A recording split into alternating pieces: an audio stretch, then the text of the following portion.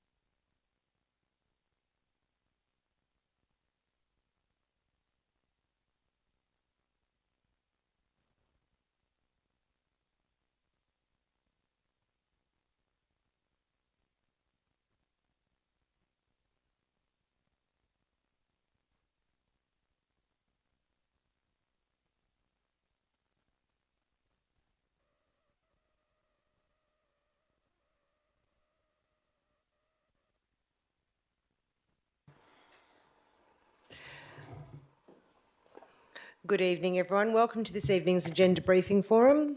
This evening is not a decision-making forum. It is the briefing on the agenda for the Ordinary Council meeting, which will be held next Wednesday, the 26th of April 2023. I'd like to remind everyone in the chambers to ensure that comments are respectful to the Council and all meeting attendees, including city officers and those in our public gallery, and remind you to please make sure your phones are switched on to silent. Please note that this meeting is being live streamed. I'd like to acknowledge the traditional custodians of the land in which we are meeting, the Whadjuk people of the Noongar Nation, and pay my respects to elders past and present. There are no announcements tonight. Attendance, the Mayor has provided an apology for tonight's meeting. Councillor Clark and Councillor Peterson-Pick are both on leave of absence. All other councillors are present and in the chambers this evening. Are there any councillors who have an interest to disclose? Councillor Ostaszewski. Thank you. My interest is for item 10.3.1, undergrounding overhead power lines along the city's main arterial routes. I'm going to be leaving the room for that one, as I think it's a proximity interest. Thank you. Councillor Evson. Yeah, I've got two. So the same item, 10.3.1, underground power on arterial roads. That's a proximity interest, and I shall leave the room for that one. And the other one is 11.5, the further grieving of Guildford Road. And it's a proximity as well, and I shall leave the room. Thank you. Thank you. Any other councillors? I've got interest to declare on item 10.3.1, the undergrounding of overhead power. I live on Rio Parade, which the city officers have identified as a distributor road. Okay. As there's no more declarations, we'll move on to deputations. This evening we have 2 in-person deputations, and I'll explain how the deputation process will work. Each person who is presenting a deputation will be invited to come forward and speak at the microphone for up to 5 minutes. As we get close to 5 minutes, I'll let you know so that you can conclude your deputation. Once you've finished, the councillors may have some questions for you. So the first deputation we have this evening is from Joyce Nichols on item 10.4.1.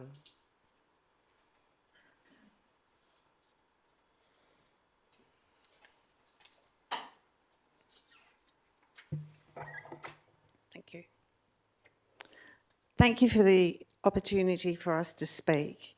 I speak on behalf of the residents around Crimea Reserve.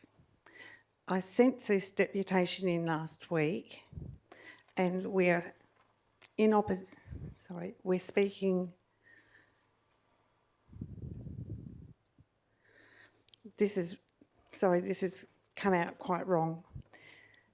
We have read the officer's recommendation, and we agree with that, with a little bit of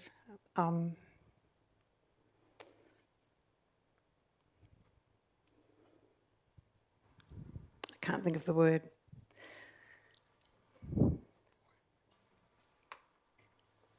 There's a few things in the recommendation from the officer that we would like to oppose. First of all, this petition represents the local community's opposition to the proposal from the telecommunications company, most of whom live or use Crimea Reserve. Many people who live around Crimea Reserve are opposed to having this infrastructure installed for many reasons, including the following. It will impact the aesthetics and take up a lot of green space. It will encroach on the little public space that is left in the park for recreational use. It will be placed too close and in proximity to the park's amenities, like tennis courts, children's playground, skate park, and picnic areas. It could potentially impact on the value of residents' properties. There are concerns regarding health implications on humans, especially children, given the tower would be placed close to the amenities used by children. There are concerns regarding its impact on wildlife, including birds. There are concerns for emergency service access, especially helicopter access when using the stormwater drain for the reserve in the event of a fire. Recently, there was a fire in Eden Hill and a helicopter had to come and use the water from the stormwater drain. And we think that that's potentially a huge risk and safety concerns for the emergency service people and the people that live around that area. The residents understand the need for this tower. However, we believe that the tower could and should be installed closer to the new Metronet or alternative suitable locations outside of Crimea Reserve, not near residential properties. I've got a few more minutes, haven't I? I'd like to invite Carmen, who's a neighbour who lives around Crimea Reserve, to speak a bit further. Good evening all. My name's Carmen Zola. I live at 23 Driscoll Way, Morley. I've read the recommendation from the officer not supporting the tower, and I agree with that recommendation. I'd like you all and councillors specifically, just if you would support the us local residents in the area. Well, not only I, but a number of residents I've spoken to, quite a number. I know everybody on my street, and I know people in other streets. I've taken a walk, Morley Drive, got people signing petitions and the like, and there are a number of people that are very concerned in relation to this tower. 31.5 metres, thank you very much. Crimea Reserve, I thought was for the use of the public, for sporting, for recreation. Now, I understand that, yep, children are considered mobile phones a recreation these days. That's, you know, easy to see. However, let's also consider this, that the priority, first priority for a mobile phone tower, as far as Telstra is concerned, is the new bus station yet to be built on the corner of Tonkin Highway and Benara Road. This is a second option for Telstra. Now, it's only out of concern from the company itself that's been given the opportunity to earn some decent income to see this tower through, with their interest pushing this for it to be at Crimea Park. As far as I'm concerned, I'd like, I honestly believe, and so do other residents and even people, customers of Telstra. Now, if Telstra can't wait a year or so to have this tower, then for goodness sake, try and ring Telstra and see how long you have to wait for any services. So if customers of Telstra have to wait, I think Telstra can as well. And this company, well, thank you very much, don't need you, don't care, full stop. So let's go with priority one. Let's wait for the bus station to be built. Maybe let's incorporate this tower being built in the interim that the station's going up. And one more thing I'd like to also mention is 31.5 metres is only a start for this. Let's say I've spoken to people in telecommunications itself, and it's only a matter of time before Vodafone, Optus, I don't know, not going to name them all, latch onto this and want their little bit of the tower as well. The 31.5 metres will not be sufficient.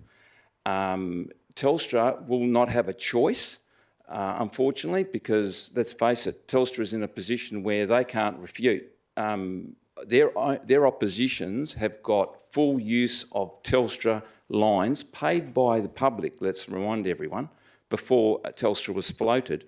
that public money paid for Telstra infrastructure, yet Telstra has no say when it comes to any other company from wherever latching on to Telstra's infrastructure.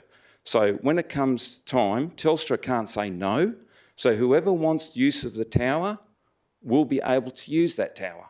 The height of that tower will increase proportionately to however many other users or wannabe users of that tower latch onto it. So we'll see a 31.5 literally go to somewhere around 36 to 38 metres plus. Now that's a minimum 36 to 38 metres. It could go higher. So the diagram you see there, that's only the start of it.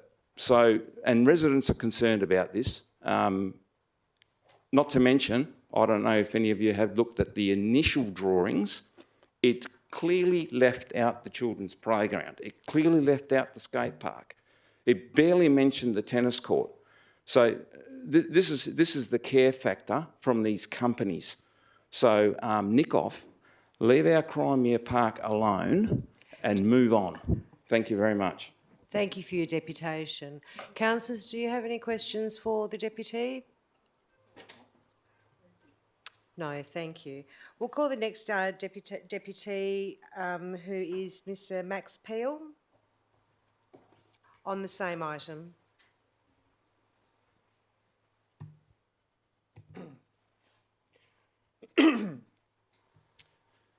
Sorry, I'm going to have to bend down to look at the laptop. Thank you for the opportunity to provide a deputation on the proposed application for a new telecommunications facility at Crimea Park. Amplitel is the applicant for this application and is the infrastructure provider for the Telstra wireless network. My company, Oricon, has been contracted as planning consultants to obtain planning approval for the proposed site in Morley. For those who I have not met during the application process, my name is Max Peel and I am the town planner from Oricon.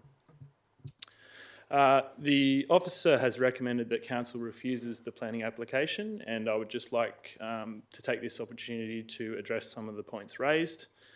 From the top, point 1A, the proposal does not comply with location requirements clause 3A of the City of Bayswater Telecommunications Infrastructure Local Planning Policy, in that the telecommunications infrastructure is located where it will be prominently visible from the Crimea Reserve recreation site. So in response to that point, the proposal involves the construction of a new telecommunications facility, which by its nature must be of sufficient height to function correctly. There is simply no way of avoiding visibility of any monopole facility within an urban area. A series of photo montages were provided to council to demonstrate views of the proposed facility. Design setback solutions have been implemented, and it is very straightforward to recognise that the proposed facility will not include a visually prominent head frame. The applicant believes that the proposal complies with clause 3A of the City of Bayswater Infrastructure Local Planning Policy. Number B, the proposal does not comply with clause 67.2J of Schedule 2 deemed provisions for local planning schemes of the Planning and Development Local Planning Schemes Regulations 2015, in that the telecommunications infrastructure is not sited to minimise visual and physical impact on Crimea Reserve, thereby unduly undermining the recreational value and function of the reserve. In response to this point, the proposed facility has been located close to the centre of the Crimea Reserve in order to maximise the setback from sensitive uses, and will therefore minimise the visual impact. In terms of physical impact, the proposed facility is an unmanned structure. It will not impede access to any other areas of the park and will not increase foot traffic within the park. The applicant believes that the proposal complies with clause 67.2J of Schedule 2, and we wish to just put forward that the points raised in the development application and subsequent responses to the information requests have addressed this as well. Point C, the proposal is considered to have an undue impact on the amenity of the area. At the cost of possibly repeating myself, the applicant has implemented design setback solutions such as a shroud over a turret head frame, has chosen a location central to the park to maximise the property boundary setbacks and achieves the lowest height possible to ensure that other carriers can co-locate beneath the Telstra equipment in the future. The applicant, and then part D, the proposal is considered to be consistent with the orderly and proper planning of the locality. The applicant does not deny that the land uses within the northern sections of Morley are largely established residential properties with minimal open space and or industrial land uses. However, the applicant maintains that telecommunication facilities, including monopoles, are commonplace in recreational parks, and a presentation to the councillors observed a series of examples of this. So we request that the councillors consider the following prior to making a decision. Number one, the importance of the Telstra service requirements for the proposed facility presented back in March, the importance of the opportunity to ensure multiple carriers can co-locate to provide a service to the Morley area, and to also just reiterate that the tower height has been chosen to ensure co-location can be achieved beneath the aperture that Telstra require at the top. And point number three, consideration towards the vast amount of information provided to council which address the visual amenity issues.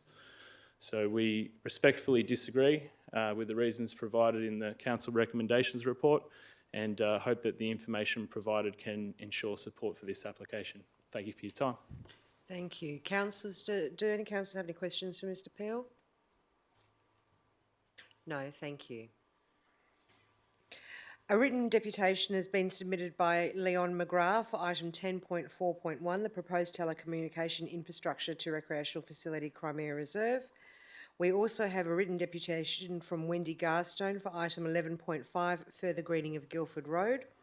These have been provided to councillors and are available on the city's website, and I'll take those as read. Under questions from the agenda reports. Councillors, we now ask questions on the items that are the subject of deputation. So we'll start with item 10.4.1. Do any councillors wish to ask questions of the staff in relation to this item? No. We'll move on to the next one, which was 11.5, further greening of road. Councillors, do you have questions of staff? Oh, sorry, Councillor Eveson.